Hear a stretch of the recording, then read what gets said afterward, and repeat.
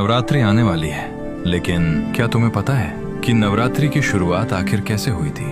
कौन था वो व्यक्ति जिसने सबसे पहले नवरात्र व्रत किया था और कैसे स्वयं माँ दुर्गा उसके सामने प्रकट हुई थी?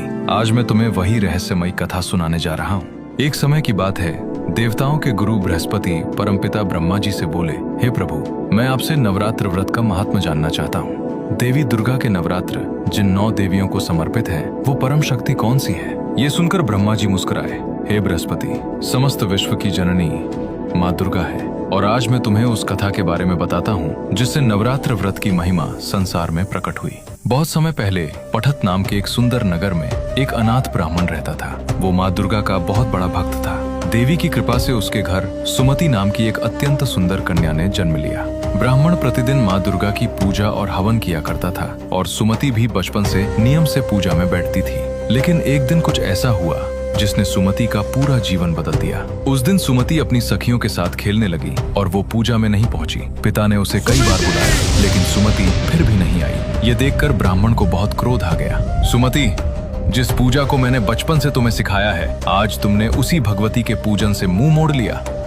तुमने मेरा ही नहीं, देवी का भी अपमान किया है। सुमति घबरा कर बोली, नहीं पिताजी, खेल खेल में मुझे ध्यान ही नहीं रहा और माता तो अपने बच्चों को क्षमा कर देती हैं। लेकिन पिता का क्रोध शांत नहीं हुआ। उन्होंने क्रोध में कहा, यदि ऐसा है तो सुन लो सुमति, तुम्हें अपने कर्मों का फल मिलेगा।